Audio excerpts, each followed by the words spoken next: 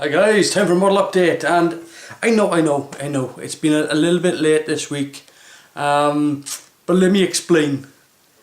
It's really sunny out there. That's pretty much it. That's pretty much the only reason. It's been glorious weather for the past couple of weeks, and it's just been getting better and better and better. And this week, temperatures around here have soared up to about 28 degrees in places. So it's just been, I've just been out on my bike cycling around and having a good time, and taking in the warm weather, because we don't get enough of it. I know people think that we must be making it up when we say, like, you know, Wales does not see the sun very often, but we don't, genuinely. Our sky colour, our natural sky colour is grey.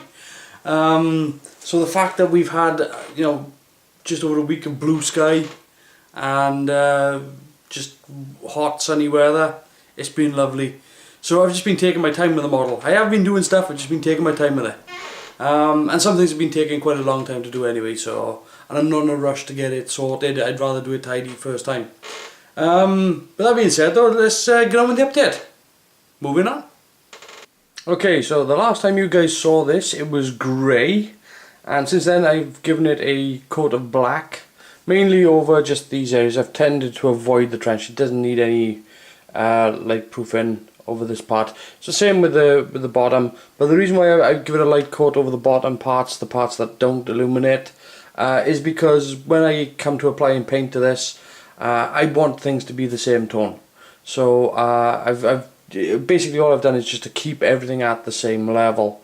When I knock this power supply on though, you'll take a look at it and you'll see that there is light leaking out of it absolutely everywhere. So yeah, now that kind of makes me a bit happy for two reasons. The first reason is that I've seen the studio miniature when it was being refurbished, and honestly it done exactly this. It was exactly the same.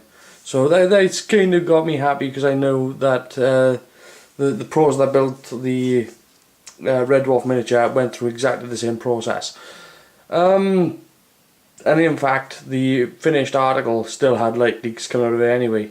So, which this one won't do. This one will only have light coming out of it where I want light to come out of it.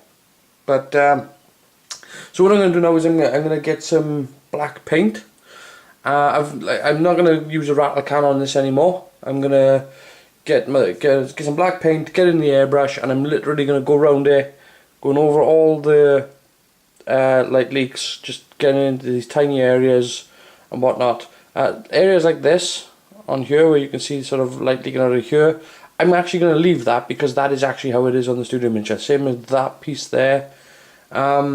But what I'm going to do is I'm going to start off on this side, and then I'll just work my way around. So I've gone over it with a pass now, and you can see that, you know, this is drying, but you can see now just how much I've reduced the amount of light leaks. There's going to come a point whereby it'll just be touch-up points, like there's a little point there and whatnot. But I'll probably might get that on the next pass. But there's going to come a point where it'll just be literally going around it with a brush and just touching in areas just to eliminate it. And that'll all then have a coat of red over the top of it, so the red will act as a light blocker as well. So but as for right now, I'm going to let this set up and let this dry, and then I'm going to go back over and give it another coat. Okay, now I've been working on this for about about 5 hours, because I've got to leave things dry in between. So there's a lot of light leaks now. There's a lot of light leaks still on the model, but you can, compared to how it was earlier, you can see it's vastly improved. So now it's really sort of these hard join areas where the light is actually bleeding from. So in certain places as well, in nooks and crannies and stuff like that, it's really difficult to paint just that. So an airbrush is no good for that. So what I've done is I've mixed up some black paint and some PVA glue, and the reason why I've done that is because of surface tension. So if you paint something with just paint, like into the corner or something like that, it'll actually tend to run away from it. It won't actually pool in the corner. It's a pain in the ass, and anytime you do it, whether it's with an airbrush or anything like that, it tends to run away from it. So, to give it a little bit of extra surface tension, I've just mixed it with a little bit of PVA glue, and then I go on it, and it just holds it firm in place. So the paint stays exactly where I put it.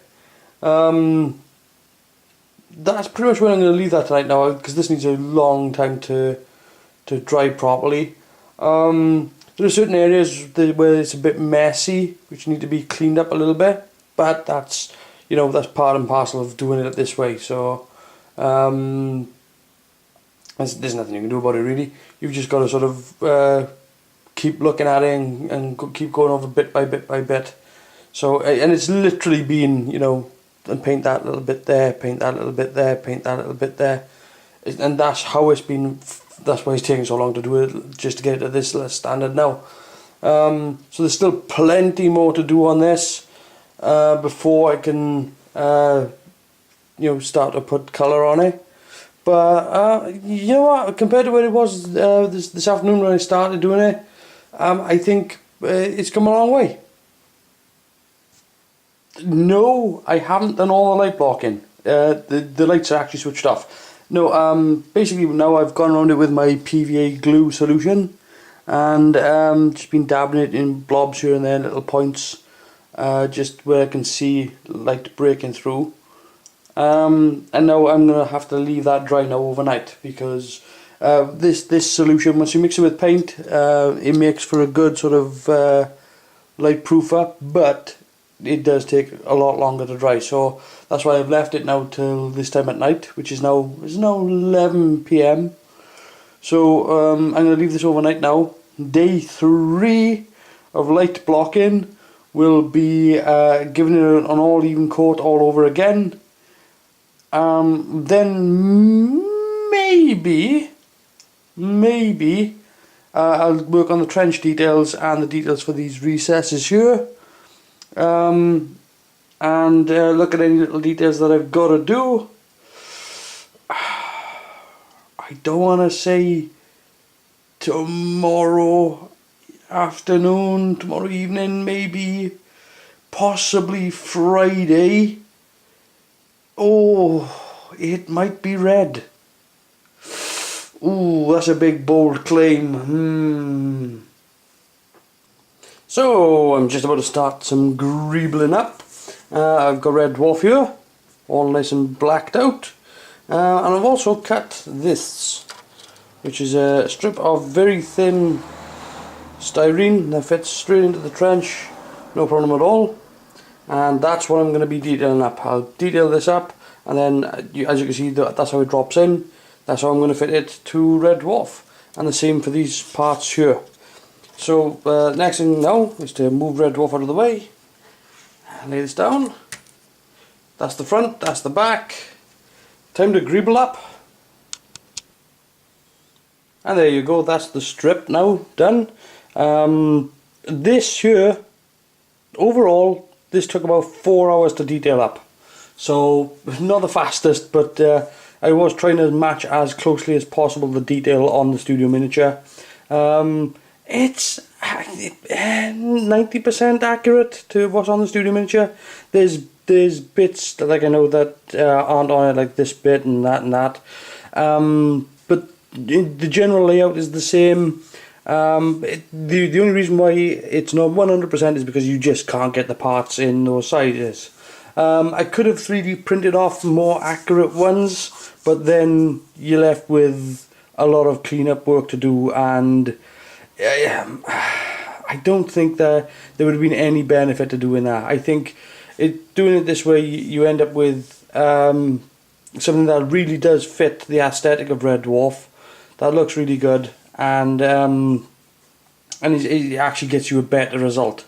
And accuracy versus better result, I'll go for better result. Yeah.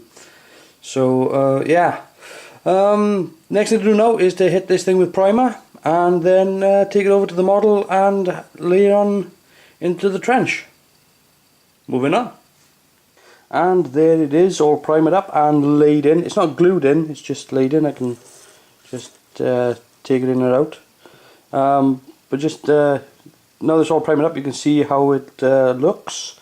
There's more pipe work to go on top of this, by the way. This isn't the complete thing. There's more pipe work to go on top of this. But now that this primer is on, I'm going to give this a coat of black.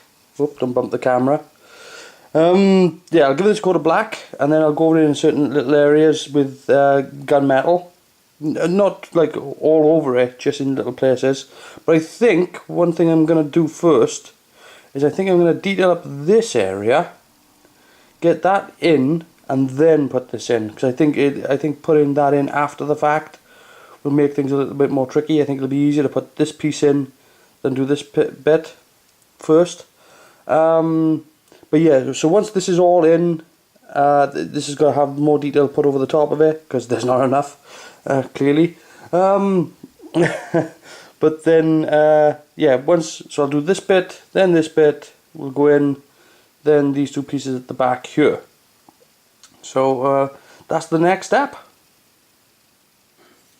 So now I'm working on the offset side of Red Dwarf, and as you might have guessed, this side is nothing at all like the other side.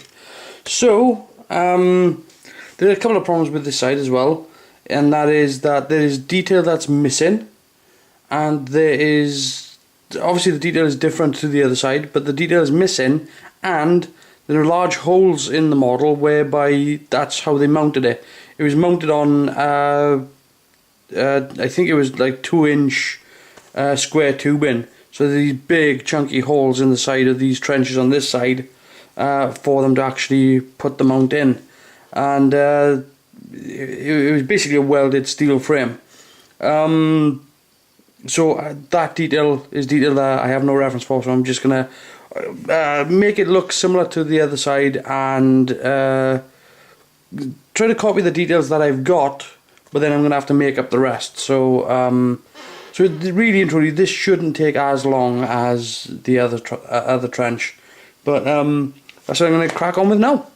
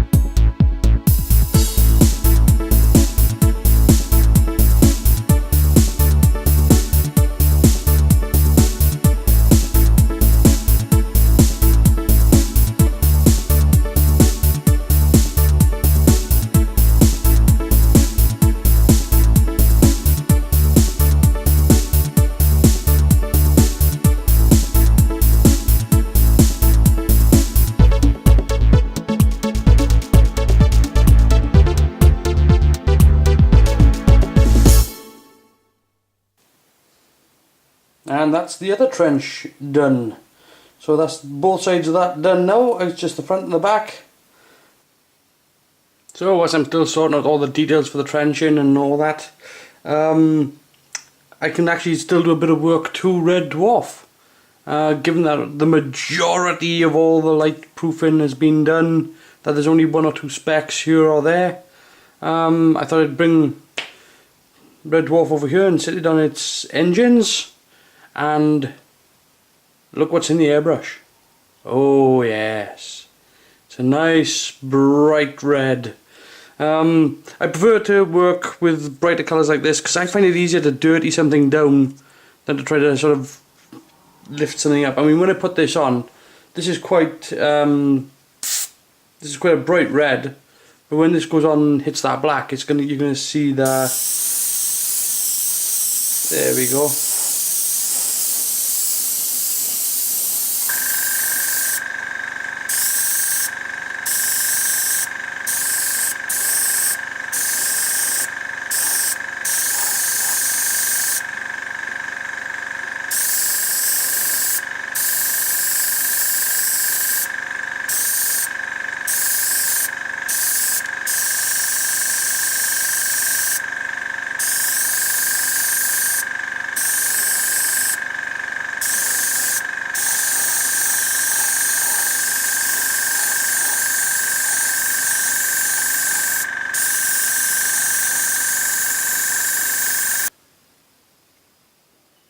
And there you go, you can see where I put this on now, and it's not very even, but where I put this on, it's got some real vibrancy to it, and you know, it's still, once this dries, it won't be this, you know, this harsh. Well, once it dries, it'll actually dull back down a bit, but you need that sort of vibrancy there, so that when you put on the darker colours and whatnot, it still sort of stands out. That's why I like to use a really sort of vibrant colour for this sort of stuff, because if you were to use a sort of a bit more of a pastel-y colour, it'll just get washed out. But when you start doing all the weathering and highlighting and all that sort of stuff, it'll just get lost. So yeah, I'm going to carry on giving this a quick coat all the way around, and then give it some time to dry and then hit it again. So that's another week done, another update over, and I'm really looking forward to what's next. I had a great time greebling out all the trenches, which are almost ready to be fitted to go in. Obviously, you know, when it comes to doing the paint now, I've got the base colour on, and yeah, I've got to get more paint ordered, but it shouldn't take too long to get. Yeah, once that's arrived, it's really starting to put things together now. There's little details that are going to go on here or there, nothing major. And then I'll get this done, and then I'll look at sorting out the front forks and getting all those sorted first. But it's yeah, there's not a lot left to do, you know. There's not a lot. I'm gonna have to have a look at printing out some decals soon. That's how little is left. Yeah. Oh yeah, I've got to get the bloody, yes, I've got to do the back rings as well. Yes, that's a good point. I've got to actually do the back rings, get them built, get them fitted, and drill the holes in the model for them to actually slot in, so that I can get that on as well. That's going to be a trick. But anyway, I'm going to leave that there and say, if you've enjoyed this model update, feel free to like and comment on this video, please do. And also, if you haven't subscribed to this channel, again, please do. But until next time, I'll see you later, guys. Now, let's go enjoy some more sun.